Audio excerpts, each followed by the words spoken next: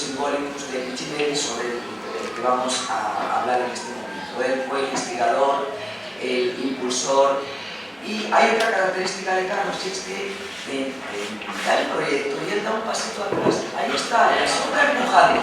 Nunca quiere estar en primera línea cuando realmente se merece todos los elogios por haberlo podido ver a los puntos, fuimos de Ormund, Datunés, Ausbacher Escribenda, Audestiver Legenda, Beatísimos Vero, Quibus Utrum. Lo que dice la cita latina es: considero dichosos a los hombres a quienes los dioses han concedido el privilegio de realizar acciones dignas de ser escritas o escribir libros de ser leídos, y extraordinariamente dichosos a quienes concedieron ambos dones. En ese sentido, porque Carlos es ampliamente merecedor de esta cita.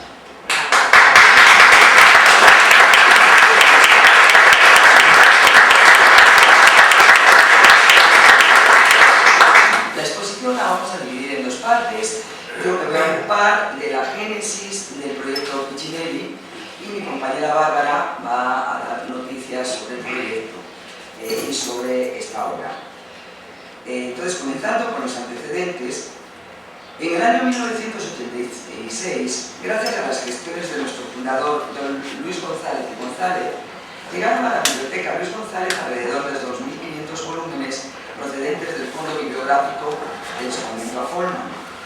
Los doctores Carlos Errejón y Herón Pérez fueron los encargados de rescatar una parte de ese rico acervo bibliográfico de la incuria en que se encontraban, encerrados en primeras bodegas y sirviendo de soporte a las tortas y refrescos de los vigilantes que allí mismo comían, invitando, sin ser conscientes de ellos, a otros comensales indeseados. Con todo, habían logrado sobrevivir al tiempo y a las circunstancias y se encontraban en un estado de conservación bastante razonable. Una vez llegados a nuestra biblioteca, se formó un pequeño equipo formado por el entonces maestro Alberto Carrillo, el maestro Abelardo Aldama y yo, a la sazón recién llegada a estas tierras, para catalogar muchos volúmenes. En el conjunto había un poco de todo, pero predominaban los cursos de teología, dogmática y moral, cursos de derecho canónico, revistas, literatura, etc. Y también los dos volúmenes en folio de Un Mundo Simbólicos, una enciclopedia de emblemas en su última edición latina de 1729, publicada en Colonia. Hay que decir que la primera edición en italiano del abad Nico Piccinelli fue publicada en Milán en 1653 y que conoció varias ediciones.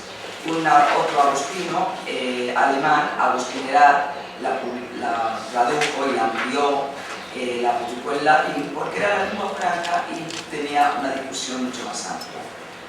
Bien. El interés de Carlos Errejón por esta obra, según relata Eloy Gómez, era anterior a la llegada de esta al Colegio de Michoacán. Anteriormente había visto un ejemplar en la biblioteca del Seminario de Querétaro y había propuesto al entonces presidente del Colegio de Michoacán, el doctor Andrés Lira González, su traducción y estudio como un proyecto especial. Una vez aprobada en 1987, fue encomendado al Centro de Estudios de las Tradiciones, cuyo coordinador en aquel entonces era el doctor Herón Pérez.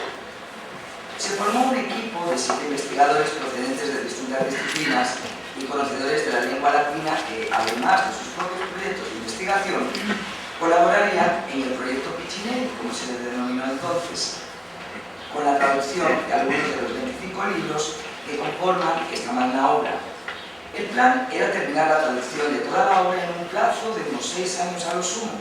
En realidad todo quedó en buenas intenciones, pues en la práctica el equipo se redujo en 1989 a 2 traductores, el maestro Eloy Gómez Bravo y una servidora. Se hizo el esfuerzo de contratar 3 traductores externos, pero al final, salvo el licenciado Pascual Guzmán, que ha colaborado con la traducción de varios libros, los otros desaparecieron sin dejar rastro. Tanto es así que ni siquiera regresaron a devolver los textos. Y como los males nunca llegan solos, en 1990, un buen día, llegaron de Lina con la doctora Estela Citro al frente a recoger el cuadro que teníamos en custodia para devolverlo a México, y con ellos seguía Piccinelli también. Mediante una solicitud del doctor Carlos Errejón, se consiguió que el Mundo Simbólicos permaneciera un año más bajo nuestra custodia, lo cual nos permitió llevar la obra a Morelia y hacer un microfilm de la misma en el archivo del Cabildo Catedral, donde por entonces se estaba llevando a cabo el proyecto de microfilmación y catalogación de dicho archivo, promovido también por el doctor Carlos Errejón y dirigido por el doctor Óscar Masini. El proceso de traducción no se había detenido. Para 1995 ya estaban traducidos totalmente los libros primero, segundo, cuarto, séptimo, octavo, decimotercero, decimocuarto, decimoséptimo, decimoctavo, vigésimotercero y vigésimocuarto, y parcialmente el tercero, el quinto y el noveno, pero no estaban preparados para su publicación. El traductor no solo tenía encomendada la traducción y otras explicativas al texto, sino también captura, corrección, checar con el original y la edición última del libro, sobre la que no se habían establecido claramente qué criterios editoriales se iban a aplicar. Lo anterior traía como consecuencia el retraso de la publicación de los libros traducidos y, finalmente, la falta de confianza de las autoridades de ese entonces en el propio proyecto. En ese año de 1995, la maestra Bárbara Esquivil Noval se incorporó al Centro de Estudios de las Tradiciones y fue adscrita al proyecto Mundos Simbólicos. Su llegada dio un nuevo aire al proyecto que, como ave fénix, comenzó a resurgir de sus cenizas. Su trabajo desde entonces ha estado dedicado a la preparación editorial de los libros ya traducidos, a la organización de varios seminarios y congresos y a la creación de la colección emblemática. En 1997, por fin, salió a la luz el tomo 1 con el libro primero sobre los cuerpos celestes, traducido por Eloy Gómez y con los estudios de Herón Pérez y de Carlos Errejón. En 1998, Bárbara Esquivil, junto con el entonces director del proyecto, del doctor Herón Pérez Martínez, gestionaron un financiamiento con ASIC que duró hasta el año 2002. Producto de este financiamiento fue la publicación en 1999 del tomo segundo con el libro 2 sobre los 4 elementos, traducidos por Pascual Guzmán y Rosa Lucas, acompañado con un breve estudio de Eloy Gómez. Del tomo 7 con los libros séptimo, Serpientes y Animales Venenosos, y octavo sobre los insectos, traducidos por Rosa Lucas y Eloy Gómez, y los estudios de Jaime Cuadrello y Elena Estrada de Gerleri, la celebración del segundo y tercer coloquios de emblemática en torno a Filippo Piccinelli y la publicación de los mismos recogidos en 2 números de emblemática, las dimensiones del arte emblemático y esplendor y ocaso de la emblemática. En 2006 se publicó el tomo 11 con los libros 13, Los metales, y 14, Instrumentos eclesiásticos, traducidos por Pascual Guzmán y Alberto Carrillo, acompañados de los estudios de Víctor Mínguez y Alberto Carrillo. Actualmente se encuentra en prensa el tomo 4 con el libro 4 sobre las aves y sus propiedades, traducido por Eloy Gómez y con el estudio de Bárbara Esquivil, el tomo 13 con los libros 17, Instrumentos mecánicos, y 18, Instrumentos de juego, traducidos por Rosa Lucas y Eloy Gómez, y con los estudios de Agustín Jacinto y Sergio López Poza. Un nuevo número de Emblemata, Espacio de la Emblemática, y en proceso de dictaminación se encuentra la primera parte del tomo tercero, que contiene el libro tercero, Dioses, Héroes y Hombres de la Antigüedad Clásica, traducido por Rosa Lucas y con el estudio de Gabriel Sánchez Barragán, y un número más de la colección Emblemata, cuya publicación se prevé que tenga lugar en 2013. En esta obra se cumplieron perfectamente el principio de señal voluntad. La obra, escrita inicialmente en italiano, tuvo gran alcance, como lo demuestran sus ediciones y impresiones, y según testimonios de los editores de la traducción al latín, el valor del libro se explica por el hecho de que ha sido publicado 3 veces y con número abundante de ejemplares, en un tiempo no muy largo, y que fue, no digo comprado, sino arrebatado por manos altísimas, y porque, en verdad, hombres famosos por su ingenio, elocuencia y conocimiento de las artes la juzgaron utilísima para los estudios generales. Efectivamente, la traducción fue un acierto editorial, pues las 6 ediciones de esta contribuyeron en gran medida a su extensa difusión y repercusión en los distintos ámbitos de la cultura europea y americana de los siglos XVII, XVIII y principios del XIX. Pero ¿por qué gozó el mundo simbólico de una amplia aplicación en diversos medios culturales como fueron la pintura, la oratoria sagrada, la fiesta barroca y la creación de otros libros de emblemas? Gran parte del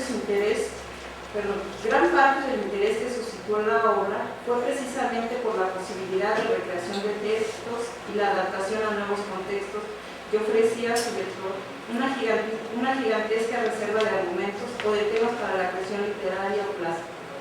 Por ello, fue una obra que gozó de buena fortuna crítica y de gran éxito editorial desde su tiempo.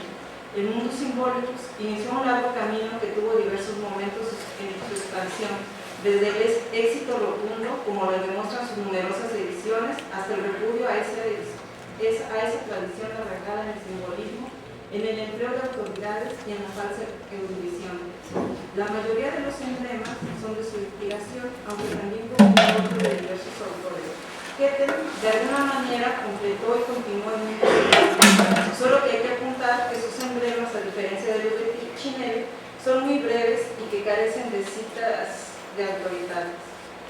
En el siglo XVII y XVIII, Piccinelli fue visto también como referencia teórica en materia de símbolos. Como tal, lo encontramos en la filosofía de las imágenes del jesuita Monestier, 1695, en donde se aluda las partes que componen la sección teórica del mundo simbólico. Por otra parte, en la Biblioteca Retorum, obra dedicada a los alumnos y profesores de la Facultad de Poética y de los colegios jesuitas del padre Villet, recomienda consultar para la elaboración de estos símbolos entre los italianos a Giovio, Ferro y a Piccinelli en el mundo simbólico.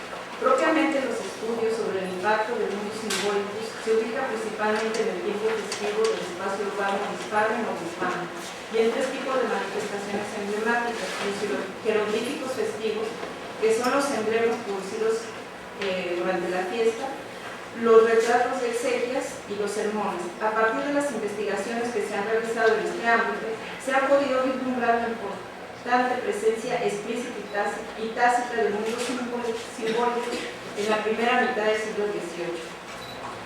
Los jesuitas del colegio de la Nueva Antequera, aproximadamente en 1708, dispusieron un retrato de corte emblemático para suplir así la falta de los blasones del capitán.